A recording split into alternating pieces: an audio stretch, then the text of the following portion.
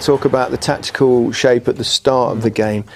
Doesn't seem to suit. Every time I see them play the three at the back, they seem to struggle. Yet he persists in it. Why do you think that is? Yeah, I was shocked that they went in with the three. There was no need of all the teams they're playing against. You've got Tadic, who's not a really out and out centre forward anyway.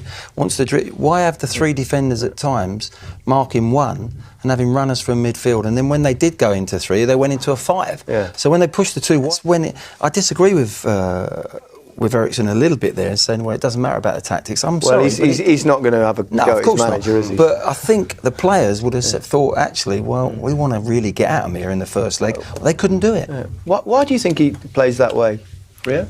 Security.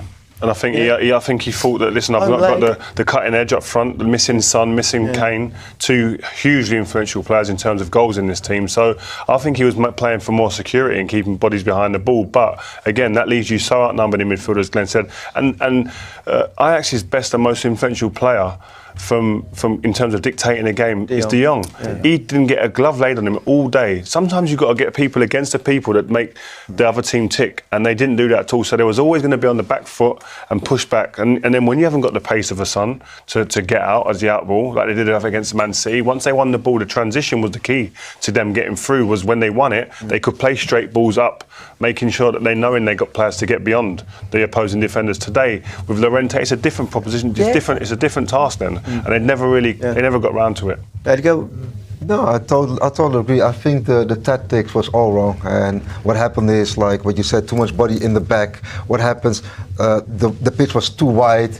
Llorente was alone. Adel Ali was somewhere else. Ericsson was constantly running around, and Mora was also running around. So there was no harmony. In the second half, you see that they're more compact, and then they can physically abuse them a little bit. But then you have the ball, and there's no creativity. Then the Ericsson has to show up.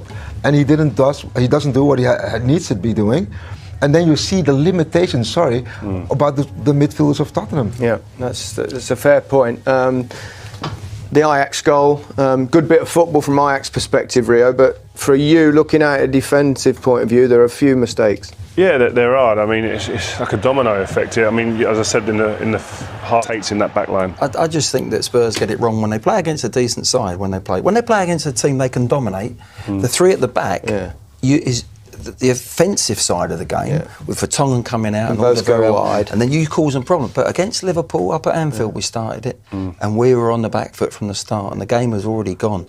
Same tonight against good opposition that are going to hurt you. Unless they switch into a 4, there's a way of doing it. But you have to then switch into a 3 when you get the ball. Defensively, we still haven't sorted it out, and I just hope over in Amsterdam they play with the back 4. It could have been worse for Tottenham. Neres went very close to making it 2-0, didn't he? It's over and done with, but that gives Tottenham a glimmer of hope. Well, Spurs didn't have too many clear-cut chances. In fact, they only had one shot on target in the entire game, and that was Dele Alli, and that was this instance. There was a long throw. Not pretty on the eye, but it was scruffy, yes, to say the least. And this was really the only way Spurs were going to score today, in little bits and pieces, ball going up to the front and making things ugly, making things uncomfortable for this Ajax team. But the quality and the decision making in the final third was never up to much and up to enough to really knock this team out of their stride. But far too often in this position here, Ericsson, his quality of pass there. See, the quality of passing that there wasn't on point. There wasn't a pass or a cross or a bit of skill that was going to make the difference. It was going to open that Ajax defence. It was all very mediocre. You could read every pass that was going to be played. This is the injury. This is a massive negative for Tottenham now. If he's out for a while, because he's hit the back of Alderweireld's head there clashing, isn't it? And he was definitely concussed. It's funny because he seemed okay, didn't he? And then all of a sudden he stumbled and he lost the use of his legs. Yeah, that's unbelievable. He said, what did you say? What? I mean, like, no, you notice it immediately. I mean, like, I didn't even notice because he came in fresh. Yeah. And then all of a sudden, his legs there, dragging. Looked scary though. Yeah, it really did. I understand he was being appraised still in the medical side of things here at Tottenham. So the fact there's no ambulances involved, hopefully it's not too serious. You'd like to think so, because he's an important player for them as well. And if he's concussed, he's going to be a concern for the next leg. Another miss.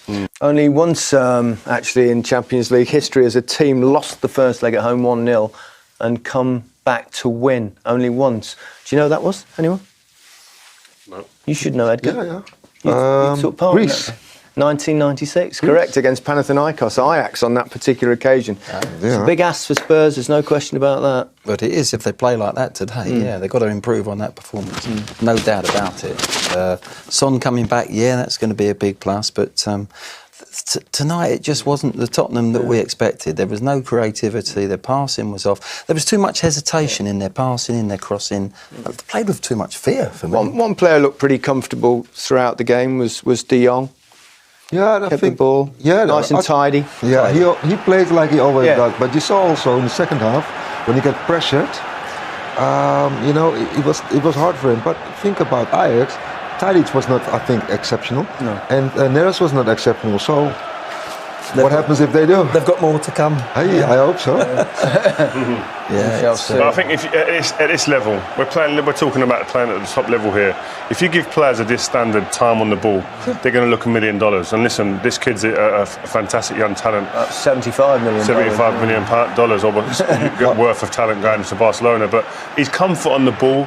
But again, he just looked at ease at this level, and no look passing there, just take through the lines. And there's a maturity in the way he plays, which I really, really like.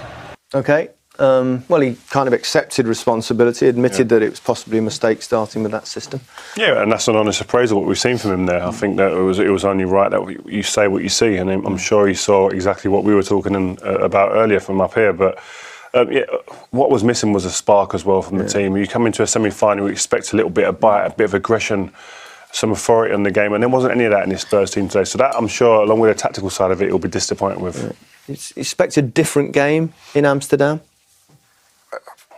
No. no. The thing is, when I see them play now, and when Sissoko came up, there was a little spark coming on, and whatever. Second half, there was a little bit spark, but I don't know. I mean, like tactically, they solved it a bit, but creatively, I don't know if they will have the power to do that.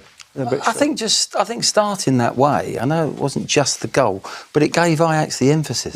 The first 30 minutes should have been Tottenham. Pressing and playing and nearly scoring and creating, really going for it. But it actually gave them the emphasis to go and attack them. And there is a positivity though, Glenn, coming into the next game. Son's back. Son has been a huge part of their season in terms of goals. So he's a big positive to come back, and they've got to use that. It's not over yet, that's for sure. Tomorrow night, we're back in Barcelona, and that could be very special indeed.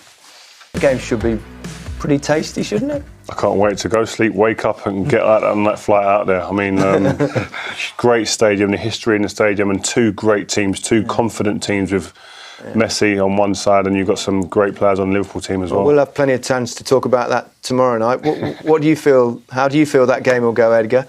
It's hard, tough one to call, isn't it? Two different styles. I mean, like Messi is a different level. He can decide whenever he wants, and that's a problem. But you have to give it to Liverpool too.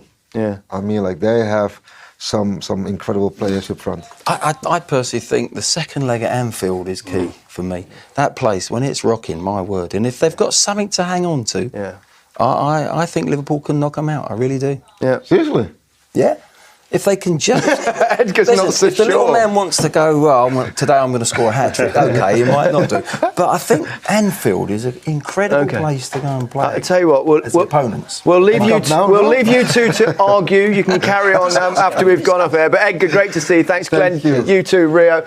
Not the greatest game here tonight, but tomorrow, bring it on.